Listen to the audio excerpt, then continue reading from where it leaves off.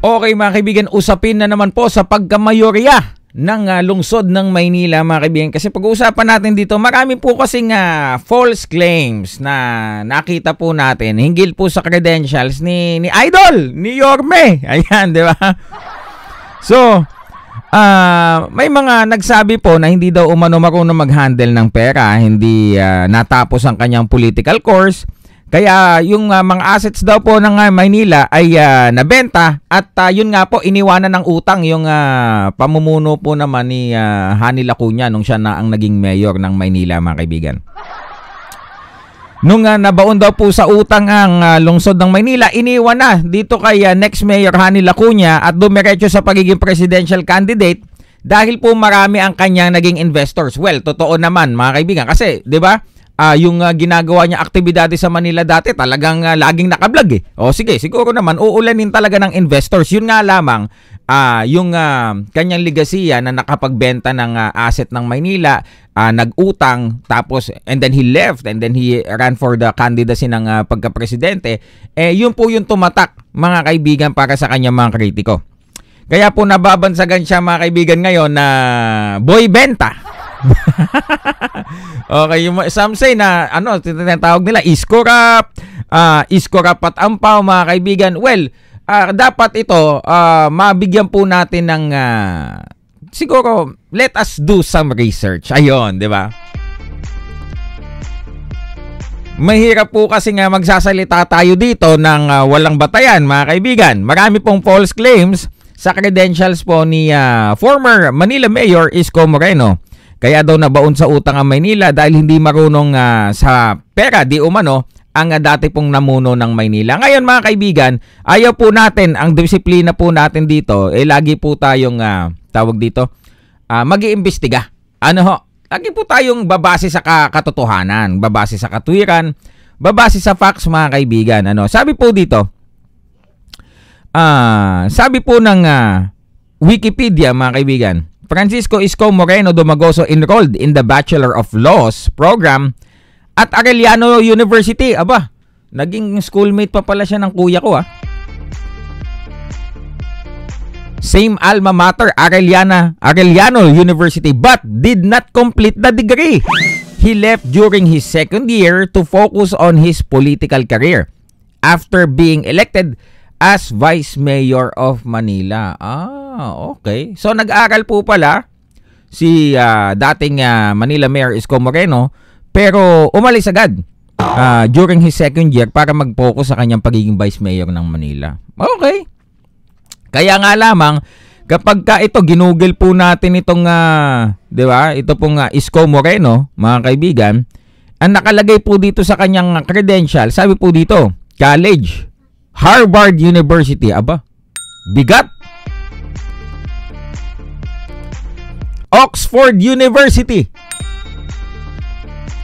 Dami US State Department in Washington DC. Dami. University of the Philippines, Diliman. Executive Leadership Program.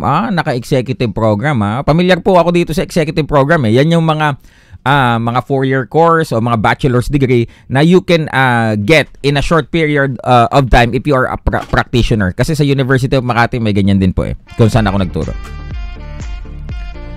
Dito po sa pamantasang lungsod ng Maynila, public administration naman, at ito yung nabanggit natin, yung Arellano University Bachelor of Laws. Yun nga lang daw po ay hindi niya daw po natapos. Ayon po yun sa ating pananaliksik, mga kaibigan. Sabi po dito, sabi po ng Philstar, ito po, mainstream po ito na pahayagan. Francisco Isko Moreno Domagoso pursued studies in public administration at the pamantasan ng lungsod ng Maynila or PLM. However, there is no publicly available information confirming that he completed a degree program at PLM. So, PLM, pwede pong paki-clear po ito sa amin para maliwanagan po kami kung ano po ba. Kompleto po para malaman natin kung yung credentials na ginagamit ay accurate po. So sino po mga taga PLM dyan? Pakitag naman ng PLM sa video na ito. In April 2014, PLM awarded him an honorary Doctor of Humanities in Community Development honoris KUSA o KOSA in recognition of his contributions to the community. Okay, parang Honorary Doctor of Humanities. Pero the question is, natapos ba niya, mga kaibigan, yung kanya pong public administration na course sa pamantasang lungsod ng Maynila? Yan. So, mga taga-PLM dyan, PM is the key. Yan. Dito naman, mga kaibigan, sabi po ni Wikipedia, the International Academy of Management and Economics or IAME in Makati City is no longer operational. Nako! In 2012, the Commission on Higher Education or CHED ordered the closure. Nako, pinasara pala yan. Of IAME's programs due to gross and serious violations and continuous defiance and non-compliance by the institution of CHED policies, standard and guidelines. Naku, pinasara pala. Subsequently, IAME reportedly moved its operations to Hong Kong, claims to be beyond the jurisdiction of the Republic of the Philippines. However, as of 2019, IAME has been permanently closed. Okay. Yan po pinapakitaan po natin namin kayo ng resibo para po makita niyo po bago po tayo magsabi dito, maghayag ng mga bagay-bagay, we did some research. Di ba? Hindi yung kagaya ng mga kagaya ng Banat Bay o kagaya ng anong bang pangalan nun yung si Becky Vlogger. Di ba? Magsasalita, walang basehan, walang batayan, walang pinapakitang facts, walang pinapakitang resibo. 'Di ba? So, I also welcome IAME kahit sarado na kayo ngayon. Paki-comment yung IAME tapos paki-clarify kung accurate 'to. 'Di ba? Sabi pa po dito, Francisco Isko Moreno Dumagoso, born on October 24, 1974 in Tondo, Manila, is a Filipino politician and former actor. Raised in poverty, he worked as a scavenger. Uy! Grabe naman. Diba? And pedicab driver during his youth.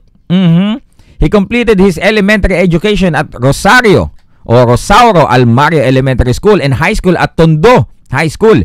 Initially, he enrolled in marine engineering at the Philippine Maritime Institute but did not complete the course. Maraming sinisimulan si dating Mayor Isko Moreno. Bakit hindi niya tinatapos? 'Di ba? May mga ganun ang hilig mag-aral sa ganun. Hindi naman tinatapos. Sana tapusin na lang, 'di ba? Kagaya sa pagka-mayor tuloy, utang tapos iiwanan. Di ba? Di ba? Ganyan yan eh. Bakit po ganon, di ba? To enhance his qualifications for public service, Moreno pursued further education. Sabi dito, Bachelor of Science in Business Administration from the International Academy of Management and Economics in Makati, completed in 2003. Pero yun nga yung pinag-usapan natin na sarado na po ito.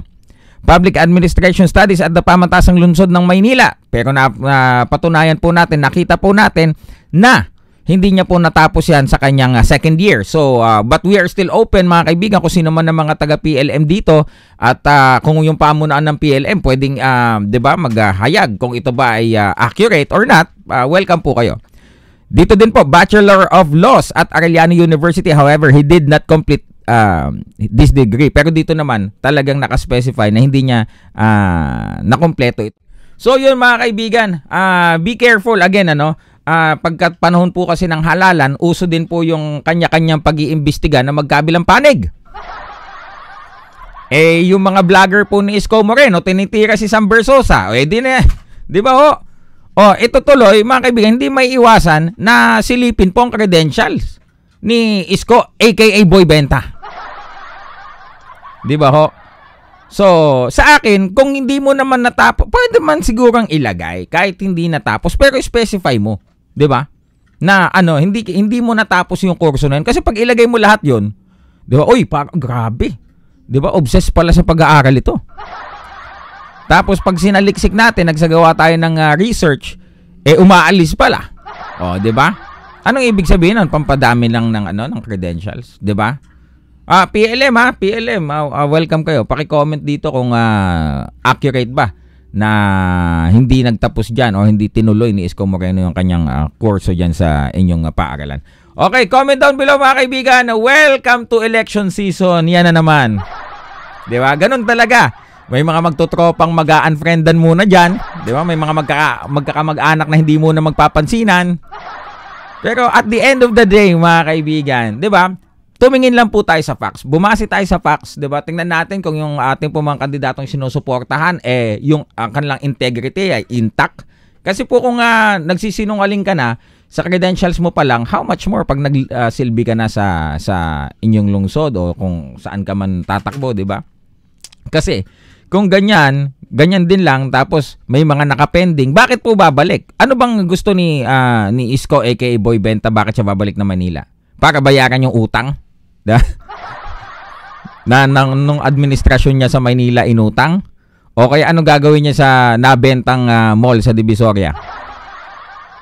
Magbebenta pa uli? Di ba? Anong plano niya? Bakit po siya magbabalik? Ano pa ang mga pwedeng ibenta? Di ba ho? Yun po yung katanungan eh. Ano pa po, magkano pa ang pwedeng i-loan ng Maynila? Di ba? Kasi sakit sa ulo yan eh. Imaginin mo yung Hani Lacuna, no? Iniwanan siya ng bilyong utang. Kakadating ko lang may utang ako. What? Okay, comment down below mga kaibigan. Silver Voice TV. Peace.